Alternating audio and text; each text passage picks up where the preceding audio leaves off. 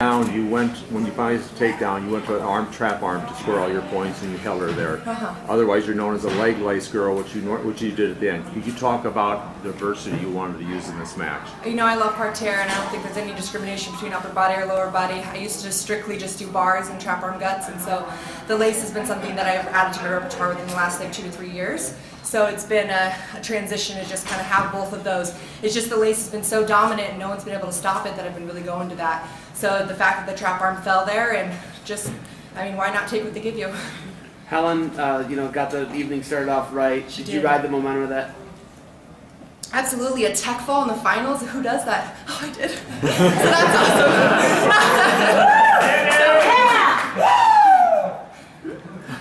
Last year in the Worlds, you actually trailed her like 9-2, and you came back to win 11-10. First round. We should really start seeding people. That poor girl. So with that in mind, you knew that you could come back against her. I and did. in fact, at that match, you also used the lace too.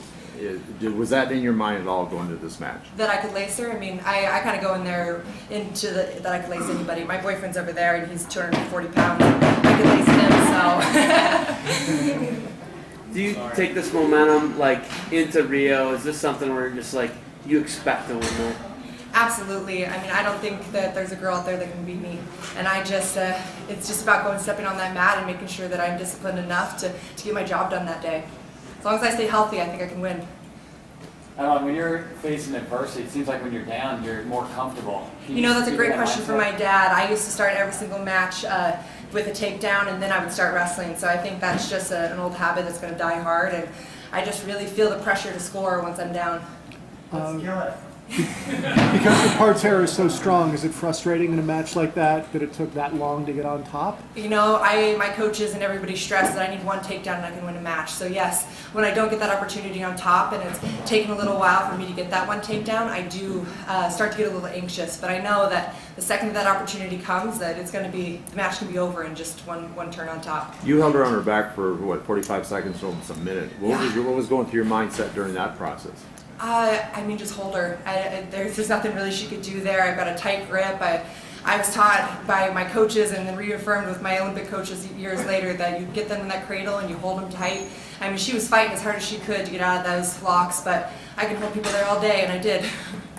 Helen talked about it some in her press conference, and you did on Sunday night. What does a world title and potentially next year an Olympic title mean to women's wrestling? I mean, I think those are two separate things. We have a couple world champs here, and there are some amazing wrestlers out there from USA that have been on that podium, gotten their hand raised, and had their national anthem played, but we don't have that Olympic gold medalist, and that is something Team USA needs. We need that Olympic gold medalist, and I hope to be that first one for Team USA. Only one woman has won more world titles than you have at the United States. You've done it in 6 years. Can you talk about where your future is? How much longer? You know, I think that's up to Terry Steiner what he wants to do with me. I mean, if he can talk me into staying in the sport, then I'll win as many as he wants me to. Did you feel any pressure to defend your title, and what does it mean to have actually done it?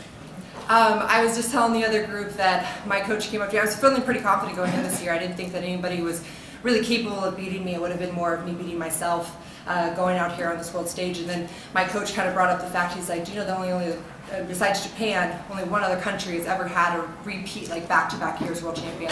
And I was like, and it just kind of like made my heart sink a little bit, because I was like, oh no, is this, I mean, statistics, I mean, you have to buy into that by some extent. So to go in here, I made a pact with myself that I was going to buckle down and really just do the right things consistently, and had a great support system, and I just was able to do that, and here I am as the world champion again.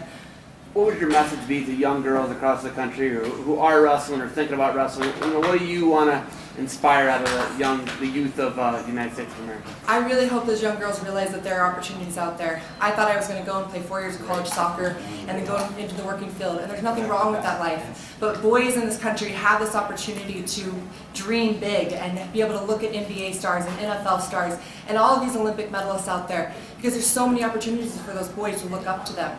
And girls don't have that. We have recently had those Serena Williams, and we've had a couple soccer stars here and there. But we really need to show them that it's not just in those mainstream sports. There's opportunities all across the board. USA Wrestling is a great example. I have education fully covered. I live and train at the Olympic Training Center. I'm a professional athlete, and I don't think girls know that they have that option, that they can work hard every single day and get to that point. And it's such an amazing life I'm living, and I just really want them to realize that that's an option.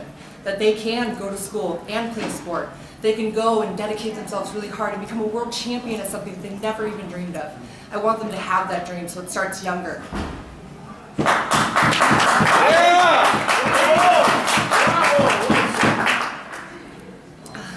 Anything else? You want to talk about your coaches from like junior high, high school, on up to yeah, so my dad got me into wrestling. He's right over here, Mr. George Gray. When I was 6 years old, he taught me just a couple basic moves, ones that I still use to this day. And it's just been such an amazing experience. My uncle, my mom's brother, was the head coach, and my dad was by my side at every tournament and every practice, just showing me what he knew. And then finally graduated me on to Terry Steiner, and I've been with Terry for the last about 8 years, and it's just been a pretty amazing experience to grow through that and realize that those basic moves really do transfer. I mean, they tell you that, the whole like pick your head up thing and things like that. I think I finally got that after about a year ago. So started when I was 6, and my dad's been telling me it for 15 years. And I was like, no, Dad, you don't know. Then Terry, 3 years of the head Olympic coach, telling me that it was real. I was like, maybe I should buy into this, you know, keep my head up. Who helped you with the lace the most? The lace, I mean, Terry's lace, I mean, I think he Okay. gets most of the kudos for that. I think it's been a fine-tuning process of just having little coaches kind of tweak it here and there, and me putting my own little practice and strength into it, and really just making sure that I understand the pressure and understand the position fully, and I know what to do, and it's constantly evolving. I mean, I think that's one of the great things about it, and that's why people have been able to stop it. I'm not just settling for the fact that it's a great move and I'm going to turn people with it. We worked in that lace probably 15 times. I mean, it's probably one of my best areas, and we went in there, and it's not just about practicing those areas that you're not great in. It's about fine-tuning those areas you are great in and making them even better so they can be unstoppable. Obviously, USA Wrestling is making some great strides in the women's program. What is it going to take for USA to win the team title? The team title, I mean, we had the team this year, and it's just so unfortunate that we kind of fell apart yesterday, and I really believe that these girls can step on this mat and go out there and show the world something, and it's little things, it really is. I mean, I think it's just going to be our mental mindset mostly stepping in.